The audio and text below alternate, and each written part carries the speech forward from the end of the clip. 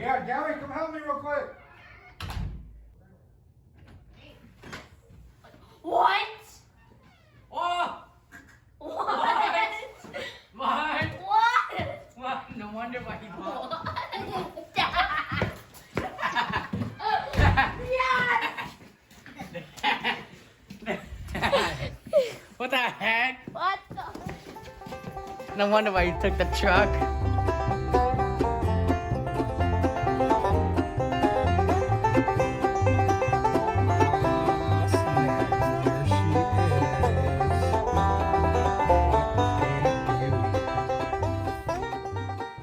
Welcome back, everybody, to another D&Gav adventure. A couple months ago, I promised you guys, if you guys give me 100 subscribers, I'd go out and haul me a new boat. But no, y'all failed me. Y'all didn't even make it come close. Nah, I'm just kidding. Thanks to you guys, though, my views has gone up. 2021 Lund Pro V, 1875. I did downsize. My old boat was a 20-foot. This is only an 18. That was pretty tough to lose that space, even though it's only 2 feet. It's a lot of space that you're losing. So that kind of sucks. But you know, my issue why I got rid of the old one was, dude, I hate hauling that big old 20-foot. It was just a heavy haul. It put a lot of toll on the truck. Not only that, but you know, what was I gonna say? I wasn't able to push it around, push that boat around by myself. And if I was to get it going, man, it took a lot of power to stop it. So, let's just jump right on inside. Starting off with the motor, we got 150 horsepower, Mercury Pro XS, 4-stroke, stainless steel prop. Came with this emergency ladder. It's pretty cool. It runs right through the gun in here. Just pulls right out and it drops in. Most of them are made with this ladder now. How do I Pretty cool. up? And you can see my coquille, my barefoot tube. Let's go right on inside, check it out. Inside of the boat here, guys. So boat comes standard with 3 seats. I only got the standard model, not the limited or anything higher. I learned that the only difference is the limited comes with the cooler graphics on the outside of the boat, and a mat with the Lund Pro V emblem in there. I hear that mat, after a few times of walking on it, it gets pretty nasty anyway. So this is cooler without it. No longer carpeted in the center of the boat, just in the front and the back. So what I did was, I asked him to throw out the back seat, which was about $500 just because it's got the Lund name on it. So he deducted $500 off the price. And then the wife and the kids wanted the jump seats. So these are additionals. So these are just add-ons. So I had to pay for this. And then he gave me a final number. And then, you know, I went back home. He gave me a call back.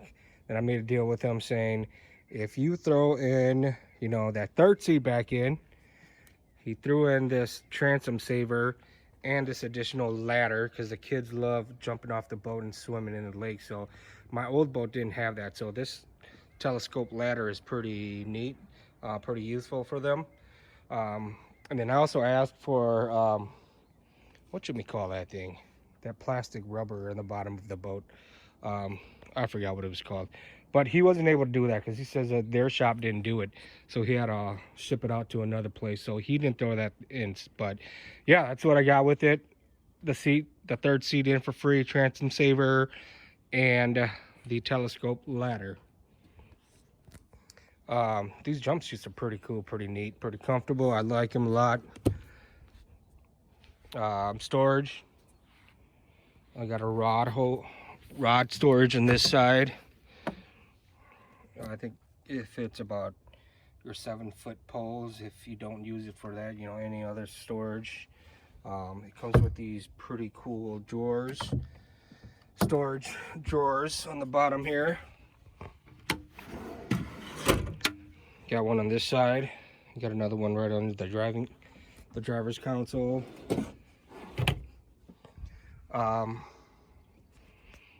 Another storage over here. The door is pretty tiny. My old one had the storage that runs all across here, so that was much bigger. I lost that space. I mean, this storage runs pretty deep back in there, but this door is pretty small, so that's kind of sucks. I checked out the Illumicraft trophy before I bought this, but then it looked real plain. So I came to this, and it was just, you know, with all the chrome and extra details on it, it was, you know, pretty nice looking. So it does stick out compared to the Illumicraft trophies. So pretty nice on that. Here's the actual rod storage.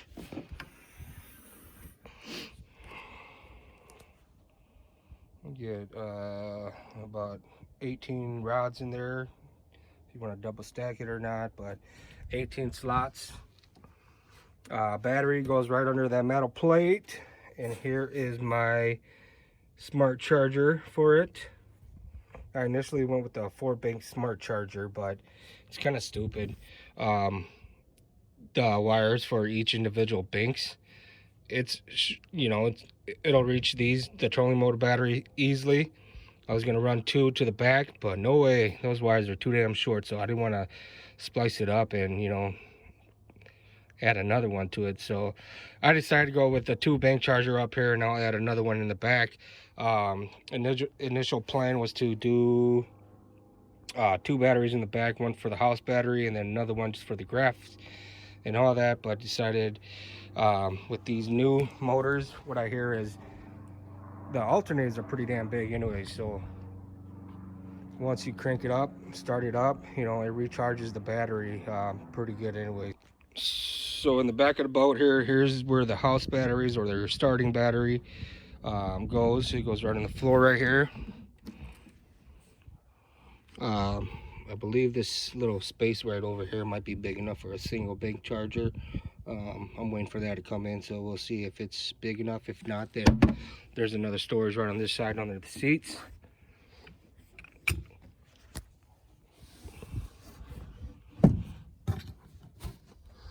If not, then I'll throw the charger in here. Boat is pretty neat because it's pretty clean looking, the setup for it. I could just run the wires right through there. A lot of room for me to fish it through.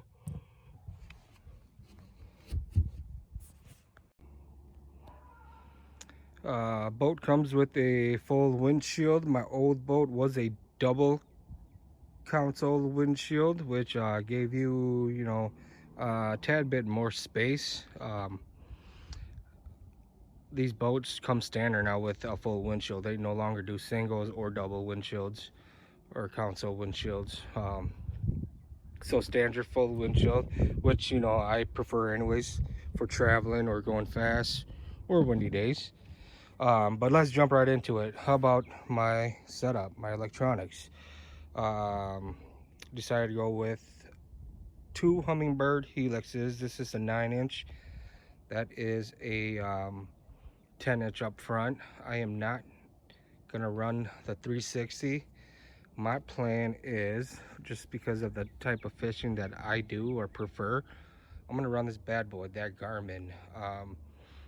I don't have it yet, but I'm gonna go out and run the live scope on it. So instead of the 360 for the Humminbirds, I'm gonna do the Garmin live scope or Panoptic live scope, whatever you want to call it.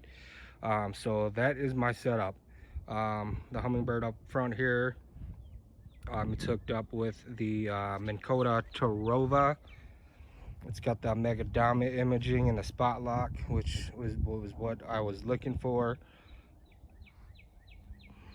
Decided to go with the Tarova over the Ultrax and the Alteria because the features were kind of similar. The only difference I hear about the Ultrax versus this one is the Ultrax is a lower profile, which you don't, it comes with the stabilizer up front, which is nicer because this does get kind of wobbly, so I still need to get a stabilizer for it too to hold on to it. and it's cable steering versus electric, which is quite faster than this one. This one's electric steering. But with that being said, like I said, just with my type of fishing, I decided, you know, I don't need that cable drive or cable steering. I'm gonna go with this. And then with the Altera, it comes with that auto deploy, which is pretty cool, but I can see that being the first thing to go out on it. So that's why I decided to go with this one. So a little something I did different is it came with these sliding tracks, instead of just mounting it onto the bow. I got this little Scotty mount on it. I do plan on getting another one, and then I'll do the live scope off of a pole. I'm not going to put it on the trolling motor, just because I can see it, you know, always turning left and right, which is going to interrupt the live scope. So I'm going to run a pole off the side here, off of one of these tracks. Same thing with the driving console. Got it mounted right on these sliding tracks. Didn't want to mess with the any holes up here yet, even though they did have a pre-drilled hole here for the wires to run out of. What else guys? What else am I missing here? I believe that is it for now. Yeah, so follow the channel guys, subscribe. I do plan to hit the lakes at least once a week. I mean, for a bunch of you guys, that is nothing. I know a lot of my buddies, man, they get out there like at least 2 to 3 times a week, but I just can't find the time for that. So once a week, I'm a weekend fisher. That's plenty of fishing for me. Follow me, subscribe, and I'll share with you guys what lakes I hit up or where I'm at. I have no issue sharing that with you guys. Why? Because I don't know how to fish anyway, so I have no problem sharing with you guys since I can't fish anyways.